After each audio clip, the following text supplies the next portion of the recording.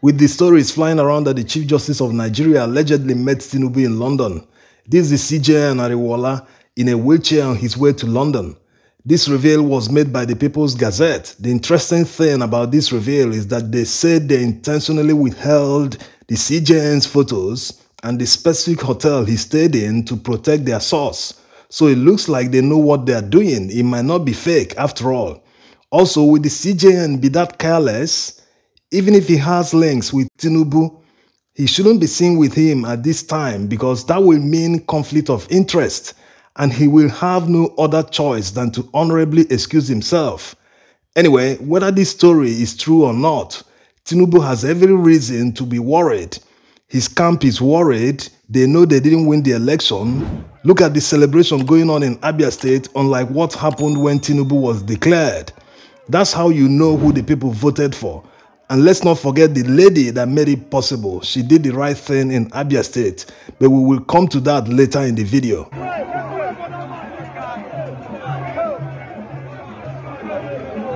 Yes, Tinubu knows that it's near impossible for a man with a criminal indictment to become the president.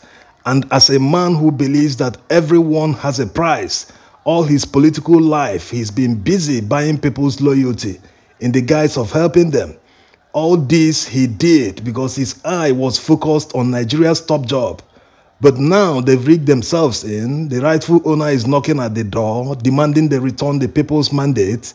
They told him to go to court, which he has done, but his petition wasn't exactly what they expected. They were expecting him to focus on the number of votes he got, uploaded results on IREV, and all the associated election matters. If the Labour Party legal team had done that alone, they would have found a technical ground to dismiss the petition. But in their wisdom, they went for the jugular. Their first prayer to the Presidential Election Petitions Tribunal, as you're already aware, is to disqualify Tinubu. Can a judge actually rule in Tinubu's favor, notwithstanding the fact that he has a criminal indictment? That would mean that anyone with a criminal conviction or indictment can contest the presidential election and even win. The likes of Ibori, Joshua Dariye, and others can contest in future if any judge sets the precedent. So this right here is why Tinubu's camp is rattled. They are seriously worried to the level of being confused. Because looking at how they are acting lately, for instance, Festus Keyamo revealed he petitioned the DSS to arrest Peter Obi and Datti Baba Ahmed. It's a two-page petition. We wouldn't go over all that, but one wonders which is more treasonable when you compare what the duo of Peter Obi and Datti Baba Ahmed said to what El-Rufai, Ganduje and others have said in the past. El-Rufai openly defied the order made by the President Muhammadu Buhari when he told Kaduna residents to continue using the old Naira notes, that they will make it legal tender if they win the presidential election. Where was Keyamo when El-Rufai said that? Was Keyamo not in Nigeria when MC Oluomo threatened Igbo people and other non-Yorubas not to come out on election day to exercise their constitutionally guaranteed right to vote? Yes, he did it 2 times during the presidential election and the governorship. Where was Keyamo? He thinks he can teach the DSS what threat to national security means. The DSS knows one when they see it, and they won't wait for people like Keyamo to tell them before they make the move. Tinubu's camp are aware that foreign security agents, the USDEA or the FBI, will be coming to testify on his US indictment at the Court of Appeal. Can they buy their loyalty? The world is watching. Look at how Peter Obi's petition was covered by the international press. The world is interested. They want to know the outcome, how the judges will decide. Also, many seem to get it wrong. The aim of Peter Obi's legal team is not to get Tinubu jailed or anything. After all, he made a plea deal with the US authorities. Their ultimate aim is to bring the foreign witnesses in court, put them in the dock, and ask them questions which will lead to their narrating the involvement of Tinubu with narcotics trafficking, his relationship with the guys already sent to prison because of the case. You can imagine the humiliation it will bring to Tinubu. Not that he had any reputation anyway, but they will use this method to make it practically impossible for a judge not to disqualify him. And all this will happen while the world is watching. So it's a pity that Labour Party legal team will be doing the job that Buhari and APC should have done before the primaries. They allowed themselves to be cowed by Tinubu's posture that he made Buhari president, that he was his turn and all that. So it's a pity that the job will be done in the full glare of the international community, thereby bringing disgrace to Nigeria. And for people thinking that this is a pre-election matter, no. It's one of the grounds a candidate can question the election of someone. Look at section 134. In fact, it is the first option. There is no perfect crime. They must leave traces. It's obvious that this rigging started before the primaries. Remember that APC postponed their presidential primaries so that they will know who will emerge at the PDP primaries. When Atiku emerged, it was already a given that Tinubu will emerge. So he had to counter Atiku with a Muslim northerner from the same zone with Atiku. Because they knew Atiku would play the religious card. They thought they got it covered, but they didn't see P2B coming.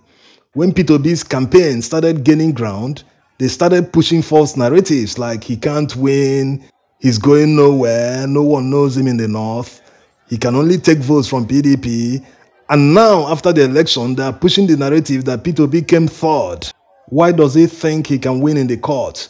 But what matters is if he's able to prove his case that he won the election, it doesn't matter what position Tinubu and INEC gave him in the election.